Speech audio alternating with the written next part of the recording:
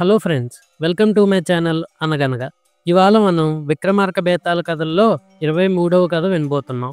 ఇంకెందుకు ఆలస్యం, వెంటనే కథలోకి వెళ్ళిపోదాం. పట్టువదలని విక్రమార్కుడు చెట్టు దగ్గరికి తిరిగి వెళ్ళి చెట్టుపై నుంచి శవాన్ని దించి భుజాన్న వేసుకొని ఎప్పట్లాగే మౌనంగా శ్మశానం వైపు నడవడం మొదలుపెట్టాడు. అప్పుడు శవంలోని బేతాళుడు, రాజా, నీ మనోనిశ్చయానికి ఎంతైనా మెచ్చుకోవచ్చు, కానీ అవంతి నగరపు యువరాజైన అమరధ్వజుడిలాగా నువ్వు మనసు మార్చుకుంటావేమోనని నాకు సందేహంగా ఉంది.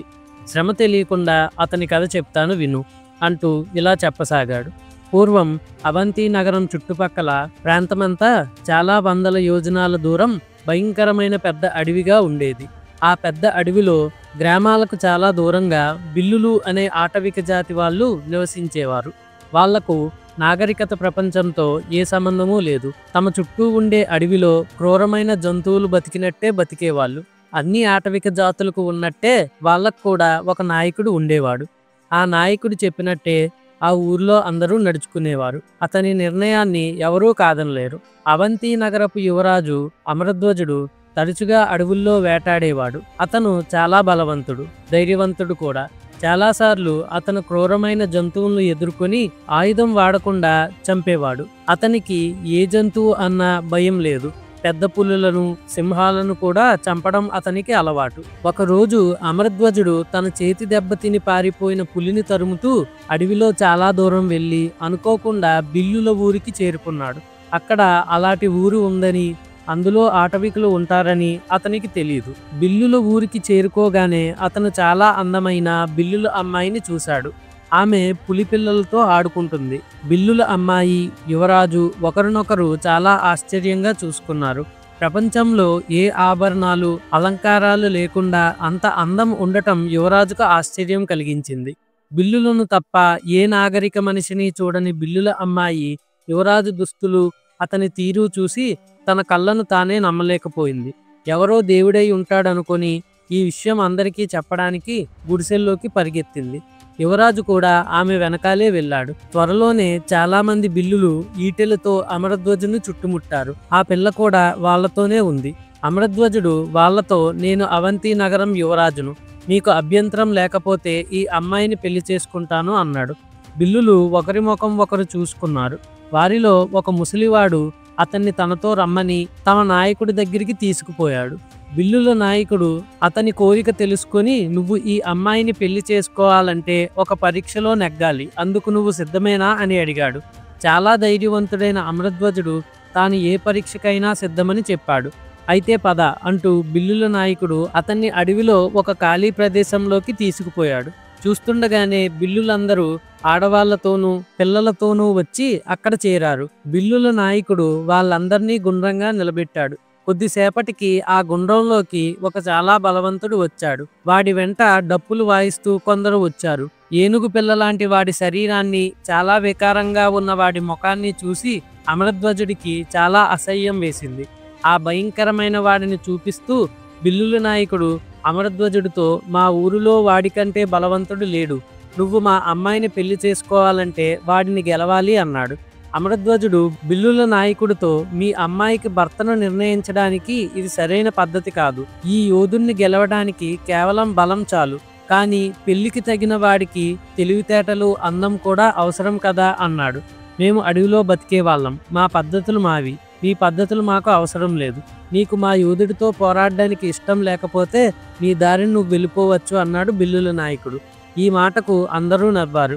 నేను అతనితో పోరాడడానికి సిద్ధమే అన్నాడు అమరధ్వజుడు.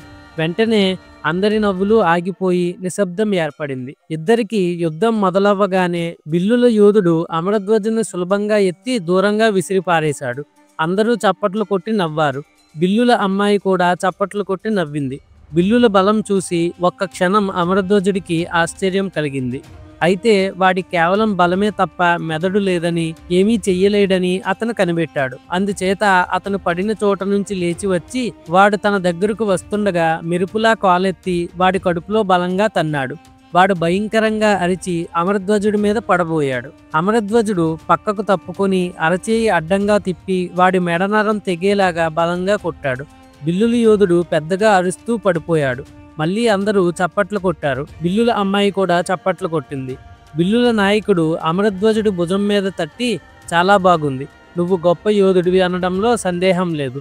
మా అమ్మాయికి తగిన భర్తవు, మీ ఇద్దరికి పెళ్లి చేస్తాను అన్నాడు. నాకు ఆ అమ్మాయిని పెళ్లాడాలన్న ఆలోచన మారిపోయింది, నన్ను వెళ్ళిపోనివ్వండి అన్నాడు అమరధ్వజుడు బిల్లుల నాయకుడితో. అతను కొద్ది దూరం వెళ్ళాడో లేదో బిల్లులు అతన్ని చుట్టుముట్టారు. బిల్లుల నాయకుడు అతని దగ్గరకు వచ్చి, చూడు బాబు, ఒక్క విషయం విని వెళ్ళు.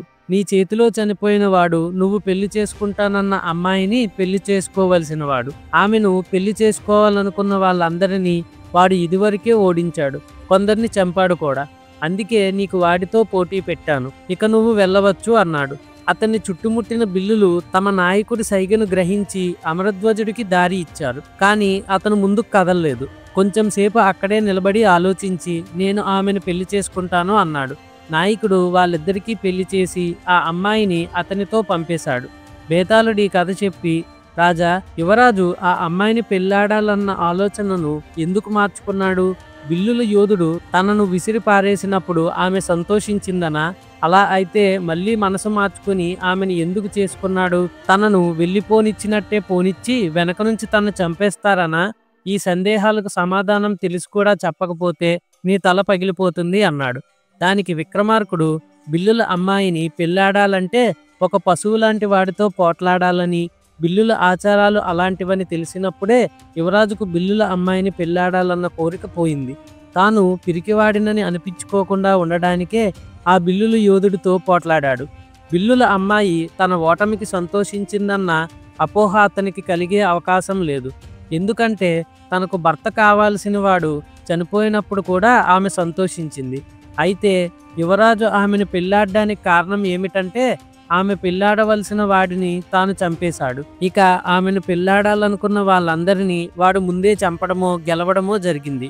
ధైర్యం కోరుకునే ఆ బిల్లుల అమ్మాయి మరొక వీరుణ్ణి భర్తగా సంపాదించే అవకాశం దాదాపు లేదు. వీరుడుగా తనను ఆమె పెళ్లాడడానికి సిద్ధంగా ఉంది. అందుచేత యువరాజు రెండోసారి మనసు మార్చుకున్నాడు అన్నాడు. రాజుకు ఈ విధంగా మౌనభంగం కలగ్గానే బేతాళుడి శవంతో సహా మాయమై తిరిగి చెట్టెక్కాడు. రేపు మరో కథతో మళ్ళీ కలుద్దాం. Stay tuned.